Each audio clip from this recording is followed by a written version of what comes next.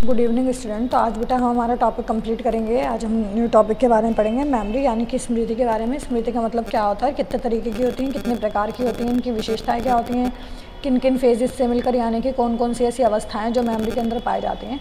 तो सिंपली अगर हम बात करें, स्मृति एक तरीके की एक मानसिक क्रिया होती है, ये आप समझ लें, मानसिक प्रक्रिया होती है। और हमारी मानसिक प्रक्रिया कौन सी वाली, जिसमें हम किसी वस्तु या फिर किसी भी चीज़ के बारे में ना अपने माइंड के अंदर कुछ स्टोरेज रखते हैं, किसी मात्रा में, किसी पदार्थ या फिर किसी स्थान को जब हम देखते हैं तो हमारे दिमाग में वो चीज़ बैठ जाती है। और जब हम उसी जगह पर जाने की कोशिश करते हैं, जब हम पहुँचते हैं तो हमें ऐसा लगता है कि हम यहाँ तो पहले आए हुए हैं, हम इस इंसान को जानते हैं। जैसे अगर आप किसी से पहले कभी मिले हो, सही है, तो एकदम से उसे देख के आप पहचान लेते हो, चाहे आप 1 साल बाद मिलो, 2 साल बाद मिलो या 5 साल बाद उस इंसान को देखो, तो देखते ही आप उसका नाम रिकॉल करना शुरू कर देते हो और उसे देख के पहचान जाते हो कि आप किस वक्त कैसे उस तरीके से उस इंसान के साथ मिले होगे या उससे बात किया होगा आपने। तो यही क्या कहलाती है, आपकी स्मृति कहलाई जाती है। मतलब देखकर दोबारा से पुनर्चिंतन करना और समझ पाना कि आखिर ये इंसान कौन है, किस तरीके का है। तो अलग अलग जो है पेडागोलॉजिस्ट ने अलग अलग डेफिनेशन दी हुई है इसकी। जैसे अगर हम बात करें वुडवर्थ की और मार्केस की, तो कह रहे हैं इनके अनुसार जो कुछ पहले सीखा हुआ है उसे पुनः याद करना ही स्मृति कहलाया जाता है। मतलब आपने पहले जितना भी कुछ सीखा हुआ है उसी को आप दोबारा अगर रिकॉल करोगे तो वही क्या कहलाई जाएगी, आपके बेटा स्मृति कहलाई जाएगी, यानी कि मेमोरी कहलाई जाएगी। वहीं पे अगर हम रायबर्न का बात करें तो कह रहे हैं अपने अनुभवों के संचरण और उसके अनुभवों के कुछ समय बाद उसकी चेतना करना, उसको दोबारा रिकॉल करना भी क्या कहलाया जाता है, स्मृति। तो बहुत सारों ने अलग अलग डेफिनेशन दी हुई है। स्पेयर्समैन की याद कर लो, ये अच्छी है। कह रहे हैं सीखी हुई बात या घटना को पुनः स्मरण करना। मतलब अगर आपने कुछ सीखा है, आपने कुछ देखा है, कोई घटना घटित हुई है आपके सामने, उसको अगर आप दोबारा से याद कर रहे हो, रिकॉल कर रहे हो, तो वही क्या कहलाई जाती है, आपकी स्मृति, यानी कि आपकी मेमोरी कहलाई जाती है। सही है। तो मेमोरी का तो इस तरीके से है। तो अलग अलग पेडागोलॉजिस्ट ने अलग अलग डेफिनेशन दी हुई हैं। आप कोई सी भी 2 या 4 डेफिनेशंस को याद कर सकते हो। अब बात करते हैं इसके फेजेस की, कौन कौन से फेजेस होते हैं। तो अगर हम सिंपली मेमोरी के फेजेस के बारे में बात करें तो 4 फेजेस से मिलकर बनता है। मतलब इसकी 4 अवस्थाएं होती हैं। अधिगम, सबसे पहले तो आप लर्निंग करोगे, उसके बाद उसको धारण करोगे, उसके बाद उसको रिकॉल करोगे और फिर उसको रिकॉग्नाइज करोगे, यानी कि आप पहचान लोगे कि ये क्या है। तो सबसे पहला अधिगम, फिर होता है धारण, फिर होता है आपका प्रतिस्मरण, यानी कि जो है आप दोबारा से रिकॉल करना, थोड़ा सा याद करना शुरू करोगे और याद करने के बाद आप उसको पहचान लोगे, यानी कि पहचान करना। तो ये चारों अवस्थाएं जो हैं वो मेन है। इन चारों अवस्थाओं के बिना किसी भी इंसान के अंदर जो है मेमोरी का जो है पावर जो है वो किसी भी तरीके के मेमोरी स्टोर नहीं हो सकती। मेमोरी स्टोरेशन में इन 4 चीज़ों से गुजर के जाना पड़ेगा, तभी हम बोल सकते हैं किसी इंसान की स्मृति जो है वो काफ़ी अच्छी है या नहीं है।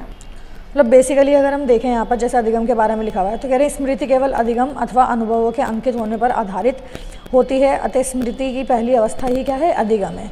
देखो, जब तक आप कुछ सीखोगे नहीं तब तक आप याद क्या करोगे। तो सबसे पहले तो सीखना है ना। अभी हम डेफिनेशन में पढ़कर आ रहे हैं कि वो सारी चीज़ जो हमने सीखी हैं या वो घटनाएं जो हमारे सामने कभी घटित हुई हैं, हम उन्हीं के बारे में रिकॉल करते हैं, फिर उसको रिकॉग्नाइज करते हैं। तो जब तक हम सीखेंगे नहीं, जब तक हम लर्निंग प्रोसेस हमारे अंदर नहीं होगा, अधिगम नहीं होगा, तब तक हम किसी भी तरीके से जो है, जब तक किसी बात को सीख नहीं पा रहे तो याद क्या करेंगे। तो सबसे पहले तो सीखना ही है। सीखते हो तो उसे पहले अपने अंदर धारण करते हो, उसको अपने अंदर जो है अपनाते हो, और जब उसे धारण कर ले तो अपने मस्तिष्क में, अपने स्वास्थ्य के अंदर ये रुचि होनी चाहिए, आपका चिंतन होना चाहिए। अगर ये 4 चीज़ें नहीं है तो रिटेंशन नहीं होगा। रिटेंशन मान लो, धारण मान लो, आपका स्टोरेज के आपके माइंड में वो बात जाकर फिक्स हो रही है। वो कब तक फिक्स नहीं होगी, जब तक आपका उस पर इंटरेस्ट नहीं होगा। आप देख लो, जिन चीज़ों में आपका ज़्यादा इंटरेस्ट होता है उन चीज़ों को आप जल्दी सीख कर जल्दी से स्टोर कर पाते हो। जिन चीज़ों में आपका इंटरेस्ट नहीं होता, आपको समझने के लिए कम से कम 10 या 15 मिनट का टाइम लगता है। आप बार बार उन क्रियाओं को करने की कोशिश करते हो या पूछने की कोशिश करते हो, तब जाकर आपको वो चीज़ समझ आती है। तो ये जो रिटेंशन है, जो धारण करने की अवस्था होती है, इसमें 4 चीज़ें महत्वपूर्ण रोल प्ले करती हैं। सबसे पहला आपका स्वास्थ्य है।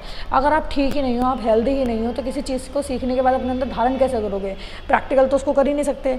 फिर मस्तिष्क रूप से भी आप क्या होना चाहिए, सही। दिमागी रूप से भी आप कमज़ोर नहीं होने चाहिए, सही होना चाहिए। क्योंकि जो इंसान दिमागी रूप से कमज़ोर होता है, देखने के लिए यही मिलता है कि वो हमसे पढ़ लेगा हैंड टू हैंड, तो रिस्पॉन्स बहुत अच्छा करेगा, लेकिन अगले दिन अगर आप उससे कोई चीज़ पूछोगे तो वो कहेगा मैम भूल गया। तो मैं भूल गया का मतलब क्या है कि उसका जो रिटेंशन पावर था वो अच्छा नहीं था, उसके माइंड में जल्दी से चीज़ें स्टोर नहीं हो पाती, ये वाली चीज़ होती है। फिर उसका रुचि, अगर इंटरेस्ट नहीं होगा तो किसी भी तरीके से धारण करने की क्षमता उसके अंदर नहीं आएगी। फिर होता है चिंतन, उसके अंदर ना थिंकिंग प्रोसेस भी होना चाहिए कि एक चीज़ को अगर मैं पढ़ रहा हूँ तो मैं डाइवर्ज भी बनूँ, ताकि बहुत तरीके की चीज़ों को सोच पाऊँ और सोचने के साथ साथ उन चीज़ों को जो है और बेहतर करने की अवस्था में जाऊँ। फिर होता है उसके बाद प्रतिस्मरण, यानी कि रिकॉल करना। आप कुछ सीख लिया है, कुछ धारण कर लिया, उसको पहले थोड़ा सा, जब बहुत सालों के बाद कोई चीज़ देखते हैं तो उसको याद करने की कोशिश करते हैं, किस तरीके से हम जो याद करेंगे, याद करने का तो उसको पहचानते हैं, फिर रिकॉग्नाइज़ करते हैं कि हाँ भाई ये चीज़ ये थी और ऐसी थी। अब गुड मेमोरी यानी कि जो अच्छी मेमोरी होती है उसकी क्या है कैरेक्टरिस्टिक्स होती हैं, काफ़ी पूछा गया है। तो सबसे पहली चीज़, हम बहुत जल्दी सीख लेते हैं, बहुत जल्दी धारण हो जाती है और बहुत जल्दी रिकॉल हो जाती है, ये होता है आपका। फिर इसके प्रकार की बात करते हैं, मेमोरी के प्रकार हैं। देखो बेटा, डेफिनेशन तो आप अपने अकॉर्डिंग लिख सकते हो, बट आपको पॉइंट्स इस तरीके से ही आपको याद करने हैं, पॉइंट्स आप चेंज नहीं कर सकते, चेंज करोगे तो प्रॉब्लम आएगी। तो सबसे पहले होती है बेटे तत्कालिक स्मृति, इमीडिएट मेमोरी, जो बहुत जल्दी से स्टोर हो जाती है, बहुत जल्दी से हमें तुरंत में याद आ जाता है, चुटकी बजाई ये चीज़ याद आ जाएगी, देखा और नाम याद आ गया एकदम से। तो इस तरीके का जो मेमोरी पावर होता है वो इमीडिएट मेमोरी कहलाया जाता है, यानी कि तत्कालिक स्मृति कहलाई जाती है। लंबे समय तक जो है हमारे दिमाग में ये नहीं रहती। एक होती है आपकी परमानेंट मेमोरी। परमानेंट मेमोरी का मतलब क्या होता है, स्थायी स्मृति, जो आपके दिमाग में जो है सीखी हुई बात जो है वो ज़्यादा समय तक आपके दिमाग में रहती है और दूसरी बातों से भी आप दृढ़ होते चले जाते हो, मतलब उसका स्टोरेज काफ़ी इंपॉर्टेंट हो जाता है। एक होता है पर्सनल मेमोरी, तो वो क्या होता है, हमारा व्यक्तिगत स्मृति, यानी कि जो भी चीज़ें हमने सीखी हैं जो हमसे रिलेट करती होंगी, इंडिविजुअल पर्सन से रिलेट करती होंगी, वो पर्सनल मेमोरी कहलाई जाती है। हमारे अनुभव हो सकते हैं, हमारे एक्सपीरियंस हो सकते हैं, हमारे साथ घटी हुई घटनाएं हो सकती हैं किसी भी तरीके की। इम्पर्सनल मेमोरी होती है, कह रहे हैं जैसे कि किताबों के बारे में, मतलब अपने से हट के किसी दूसरे के बारे में, अव्यक्तिगत, जो मेरे खुद के बारे में नहीं होगी लेकिन मेरे सराउंड में जितने लोग मुझसे लिंक कर रहे हैं ना उनके बारे में कुछ ना कुछ बात होगी। तो ऐसा जो मेमोरी, जो ऐसी स्मृति होती है वो अव्यक्तिगत कहलाई जाती है। सक्रिय स्मृति जो एक्टिव मेमोरी होती है, जो हमारे दिमाग में हमेशा ऑलवेज चलती रहती है, हम कुछ पढ़ते हैं तो प्रीवियस एक्सपीरियंसेस का जोड़ते रहते हैं उसको, तो ये एक्टिव है आपका। सही है। पैसिव मेमोरी होती है, कह रहे हैं निष्क्रिय स्मृति को हमको अपने भूतकालीन अनुभवों की याद बिना किए प्रयास के स्वयं ही आ जाती है। पैसिव मेमोरी का मतलब होता है कि जितना भी हमारे साथ पास्ट में कुछ भी घटा होगा वो एकदम से हमें याद आ जाता है, ये पैसिव मेमोरी कहलाती है। मैकेनिकल, किसी संज्ञा से रिलेटेड, संज्ञानात्मक चीज़ों से रिलेटेड, मोटर एक्टिविटीज़ से रिलेटेड। सही है जी। क्या हम मान लो तैरना सीख रहे हैं, दौड़ना सीख रहे हैं, लॉन्ग जंप सीख रहे हैं, साइकिल चलाना सीख रहे हैं, इस तरीके की जो होती है। रटंत स्मृति जो होती है वो होती है रैट मेमोराइजेशन। रॉट मेमोराइजेशन का मतलब क्या, आप तोते की तरह रटते जा रहे हो। तो यही होता है ना रटने वालों का। आप देखो, अगर वो कोई चीज़ लिखते हैं और बीच में अगर वो एक जो है अगर वर्ड भूल जाए ना भैया, उनसे पूरा नहीं लिखा जाता। तो इस तरीके की मेमोरी भी होती है जी। फिर होती है तार्किक, लॉजिकल मेमोरी। सही है, जिसमें आपके लॉजिक्स रखते हैं। सही है, आप थोड़ा अपने बुद्धि का इस्तेमाल करते हैं तब जाकर आपको चीज़ें समझ आती हैं। तो ये बेटा अलग अलग चीज़ें होती हैं आपकी। सही है, मेमोरी के बारे में लिखा हुआ है यहाँ पर। 3 तरीके की मेमोरी फिर लिखी हुई है 3 प्रकार से। ये जो है बर्गसन ने दिया था कि संवेदी स्मृति होती है, यानी कि सेंसरी मेमोरी हो सकती है, लघुकालीन छोटे वक्त तक जो आपके दिमाग में रह सकती है। दीर्घकालीन होती है जो लंबे समय तक रह सकती है, जैसे छोटे आसे अनार बड़े आसे आम, ये हमारी में जो है लघु है। लेकिन हमारा खाना खाने का तरीका, सही है, खाना बनाने का तरीका हमारे जो दिमाग में होती है वो दीर्घकालीन होती है, लंबे समय तक रह सकती है हमारे मन में। सही है जी। तो ये आपको याद रखनी है कि एलटीएम और एसटीएम होता है, शॉर्ट टर्म मेमोरी भी हो सकता है, लॉन्ग टर्म मेमोरी भी हो सकता है आपका। तो ये मेमोरी भी इंपॉर्टेंट है। 3 तरीके बर्गसन ने दी थी।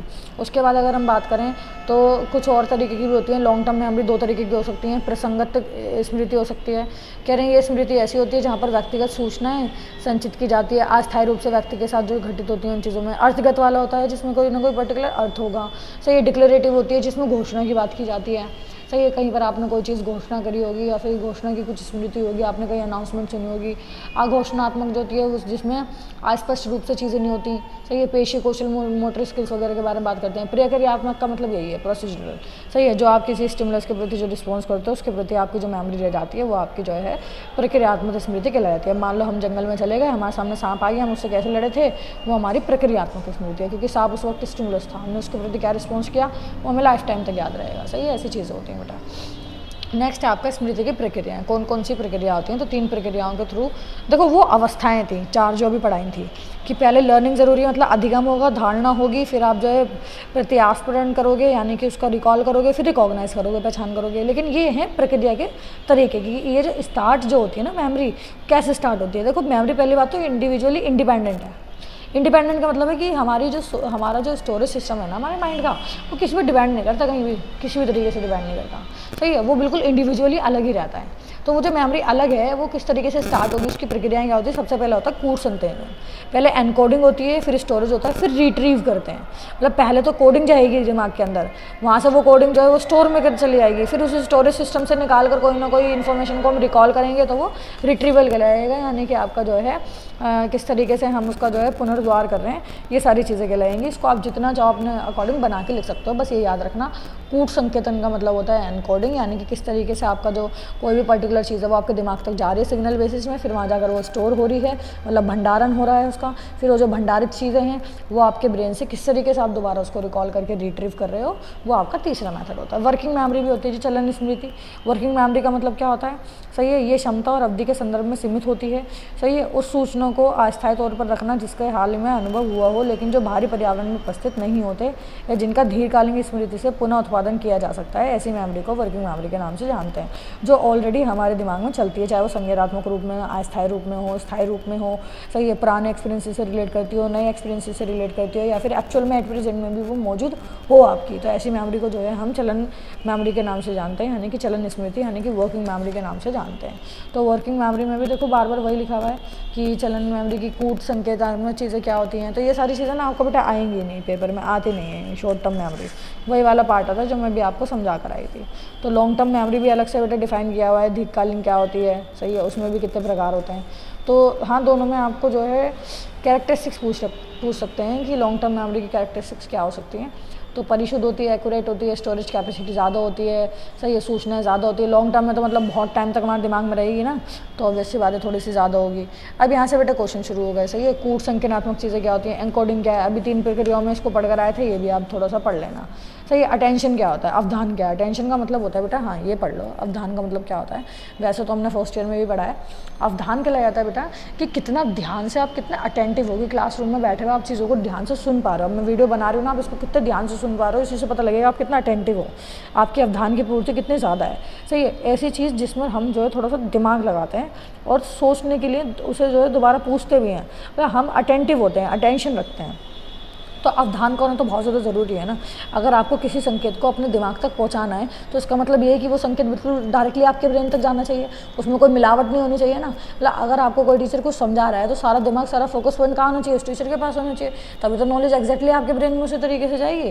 नहीं तो ब्रेन में क्या हो जाएगी, जाते जाते नॉलेज बीच में मिलावट हो जाएगी। पता लग रहा था मैम तो समझा रही थी अच्छे से, हमने दोस्त की भी बात सुन ली, दोस्त की बातें भी उसके साथ मिक्स होकर चली गई, तो दोबारा रिकॉल करोगे तो अच्छे से रिकॉल नहीं कर पाओ, कुछ ना कुछ गलतियाँ होती रहेंगी। तो ये आपका अवधान कहलाया जाता है। अवधान बहुत ज़्यादा ज़रूरी होता है आपका प्रासंगिक स्मृति के लिए, यानी कि जो आपका एपिसोडिक मेमोरी होता है, सही है, क्योंकि एनकोडिंग ख़राब हो जाती है, तो एनकोडिंग को सही करने की वजह से ये अटेंटिव का होना बहुत ज़्यादा ज़रूरी है। तो ये भी थोड़ा सा पुराना टॉपिक है, इतना इम्पॉर्टेंट नहीं है, सही है। उसके बाद जो है आपका LTM को प्रभावित करने वाले तरीके हैं। थोड़ा सा आप इस टॉपिक को मतलब पढ़ने ज़्यादा डीपली ना पढ़ें, सही है। अब बात करते हैं फॉरगेटिंग, ये भी नहीं आता है जी पेपर में, सही है। विस्मरण भी नहीं आता। अब इस एक तो स्मरण था, सही है। विस्मरण क्या होता है, जिसको हम जो है अगर हम बात करें जिस प्रकार मनुष्य के लिए श्रेष्ठ स्मृति का होना अति आवश्यक है, उसी प्रकार विस्मरण का या भूलना भी मनुष्य के लिए ज़रूरी है। सीधी सी बात है जी। देखो यहाँ पर दिया हुआ है LTM STM के बीच में डिफरेंस, यहाँ से आप याद कर लेना, ये इंपॉर्टेंट है बस, इसके अलावा उसमें से कुछ नहीं पढ़ना। फॉरगेटिंग बेटा बहुत इंपॉर्टेंट है। अब मान लो जी हमें किसी ने धोखा दे दिया, हमारी तो कुछ लाइफ में ऐसी प्रॉब्लम आ गई जी जो लाइफ में प्रॉब्लम वो होनी नहीं थी, लेकिन फिर भी हम उस पर सोचे जा रहे हैं। मान लो अगर हम भूल नहीं पाते किसी चीज़ को, सही है, मान लो किसी के घर में डेथ हो गई, हम तो उसी के बारे में सोचते रहेंगे, हमारी तो जो सोच है ना वो वहीं टिकी रहेगी, हम तो उससे आगे नहीं बढ़ पाएंगे ना, मूव ऑन कर ही नहीं पाएंगे। तो जिस तरीके से हमें याद करना बहुत ज़्यादा ज़रूरी है ना, किसी चीज़ को भूलना भी उतना ज़्यादा ही ज़रूरी है। क्योंकि जो नेगेटिव एस्पेक्ट्स हमारी लाइफ में एंटर कर रहे हैं, जो नेगेटिव चीज़ें हमारी लाइफ में एंटर कर रही हैं, उनको तो फॉरगेट करोगे अपनी लाइफ से, डिलीट नहीं करोगे उसको। अगर वो आपकी लाइफ में इसी तरीके से रहेंगे तो आप डिप्रेशन में चले जाओगे, फिर तो ना आप पढ़ पाओगे ना कुछ बन पाओगे। तो इसलिए विस्मरण भी बहुत ज़्यादा ज़रूरी होता है। विस्मरण का मतलब यही होता है कि हम किस तरीके से चीज़ों को भूल पा रहे हैं, जो हमने धारण करी है उसको भूलना। तो पूछा नहीं गया ये भी, लेकिन आपको थोड़ा सा पता होना चाहिए किस तरीके से विस्मरण हो सकता है। विस्मरण कैसे कर सकते हैं, देखो रुचि का कम होना, इंटरेस्ट नहीं होगा तो बहुत जल्दी छोड़ दोगे, किसी चीज़ को भूल जाओगे, है ना। अधिगम की सीमा का मात्रा को नियमित कर दो, इमोशंस ना हो, कम हो इमोशंस, अगर हैं तो इमोशंस को कंट्रोल करना आता हो, सही है। अभाव कम हो, पुनरावृत्ति का रिपीटेशन करना बहुत कम हो, सही है। चीज़ों को बार बार याद करने की आदत ना हो, सही है। हमारी आदत ही ना हो कि हम उस पर ध्यान दें। अटेंटिव का कम होना, अगर कोई इंसान ज़्यादा अटेंटिव नहीं है तो वो भी बहुत जल्दी फॉरगेट कर देगा चीज़ों को। तो ऐसी सारी चीज़ आपको यहाँ पर पढ़नी है। तो फॉरगेटिंग वाला भी दिया हुआ है। अब इसके बाद ये जो चैप्टर है बेटा ख़त्म हो गया आपका, जो आपकी सेकंड वाली थी। तो इसमें बहुत सारे पीछे क्वेश्चंस दे रखे हैं, क्वेश्चंस पढ़ लेना, अगर कुछ समझ नहीं आया तो पूछ लेना। आज से हम हमारे जो है बेटा 3rd यूनिट स्टार्ट कर रहे हैं, प्ले, खेल। खेल वाली यूनिट काफ़ी ज़्यादा ईजी है, सही है, इसमें ऐसी कोई प्रॉब्लम नहीं है। और काफ़ी मतलब मेनली काफ़ी ज़्यादा इजी इसको जो है एक तरीके से आप यूनिट को मान सकते हो। और इसका जो है बच्चों की शारीरिक क्रियाओं में विकास करने में काफ़ी रोल होता है, क्योंकि बच्चा जितना ज़्यादा खेलेगा संज्ञानात्मक विकास उस बच्चे का उतना ज़्यादा होता है, कौशल विकास भी ज़्यादा होता है और क्रियात्मक विकास भी उस बच्चे का जो है बहुत ज़्यादा होगा, क्योंकि वो क्रियाएँ करेगा, अलग अलग एक्टिविटीज़ करेगा, अलग अलग तरीके से घूमता हुआ नजर आएगा। तो इसलिए ये जो यूनिट है बेटा आपकी इंपॉर्टेंट है, 3rd यूनिट है ये। इसके बाद एक और यूनिट रह गई है, वो खत्म हो जाएगी आपकी। तो सबसे पहले खेल के बारे में अगर हम बात करें, खेल का मतलब क्या है सिंपली, सही है। अगर हम बात करें कह रहे हैं खेल जो है, यहाँ पर देखो अलग अलग डेफिनेशन दी हुई है। खेल वह क्रिया है जिसमें एक व्यक्ति उस समय व्यस्त होता है जब वह उस कार्य को करने के लिए स्वतंत्र होता है जिस कार्य को वो करना चाहता है। खेल का मतलब क्या है कि बच्चा बिल्कुल डिपेंडेंट नहीं है, इंडिपेंडेंट है, फ्री है जी, कुछ भी करो काम, और वो अपनी दिल की इच्छा से करने वाले काम में व्यस्त होता है। ऐसी चीज़ को हम खेल बोलते हैं, सही है। इससे हम किसी भी जो है बच्चे के अंदर खेल वे क्रिया होती है जो प्राप्त होने वाले आनंद के लिए भी होती है। बच्चे खेल भी इसलिए खेलते हैं ताकि उनको थोड़ा सा सुकून आए जी, लाइफ में से थोड़ी टेंशन चली जाए। इसलिए आप सुबह सुबह पार्क में देखते हो बड़े बड़े लोग भी फुटबॉल वगैरह सारी चीज़ें खेलते हुए नजर आते हैं। तो खेल के अलग अलग बेटे डेफिनेशंस हैं, 3 डेफिनेशंस को इसी भी याद कर लेना। क्रो एंड क्रो की ज़्यादा अच्छी है, वो याद कर लेना। अब इसकी कैरेक्टरिस्टिक्स के बारे में बात करते हैं।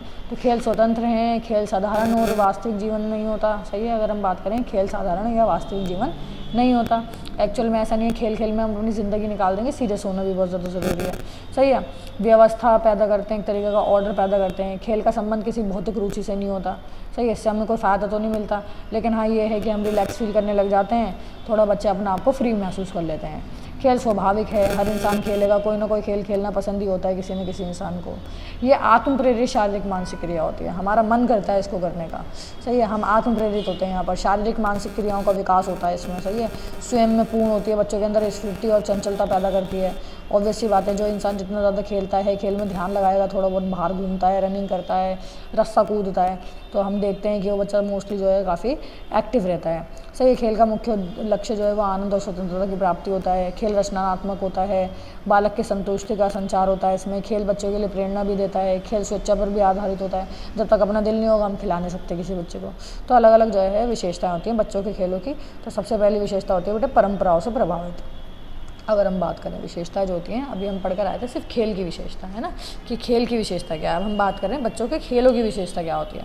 तो सबसे पहला जो है बेटा कह रहे हैं प्रौढ़ व्यक्तियों की अपेक्षा बालकों में खेल की विभिन्न विशेषताएं होती हैं। सबसे पहला होता है परंपराओं से प्रभावित। कह रहे हैं समाज या देश की जुड़ी हुई जो बालक होते हैं कि खेल के अत्यधिक प्रभावित होते हैं। बच्चे आमतौर पर अपने बड़ों से कुछ ना कुछ सीखते हैं और उन्हीं चीज़ों को जो है बार बार रिपीट करना शुरू कर देते हैं, उनको एक खेल बना लेते हैं, सही है जी। दो है दिवास्पन अवस्था भी होती है जी, डे ड्रीमिंग में बच्चे खेल लेते हैं।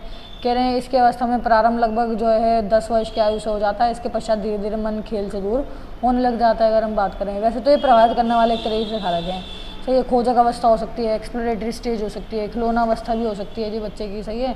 खिलौने से खेलने वाली खेल अवस्था हो सकती है जब वो खेल रहा हो। आयु के साथ क्रियाओं में कमी, वैसे एक्चुअल में ये जो है कैरेक्टरिस्टिक्स नहीं है बेटा, ये जो है ना प्रभावित करने वाले कारक हैं, किस तरीके से जो है खेलों को प्रभावित किया जा सकता है। तो शारीरिक क्रियाओं से जुड़े खेलों में कमी हो सकती है तो बच्चे को प्रभावित हो जाएंगे। खेल में विशेषता आ जाना, बच्चा सब खेल छोड़कर किसी पर्टिकुलर एक खेल की तरफ चला जाता है, सही है। तो खेल के समय में भी जो है समय में भी कमी हो तब भी बच्चों का अभाव होने लगता है। तो ये बच्चों के खेल की विशेषताएं नहीं होती, वैसे यूजुअली ये जो है प्रभावित करने वाले कारक हैं। 12 दे रखे हैं, 10 याद कर लेना।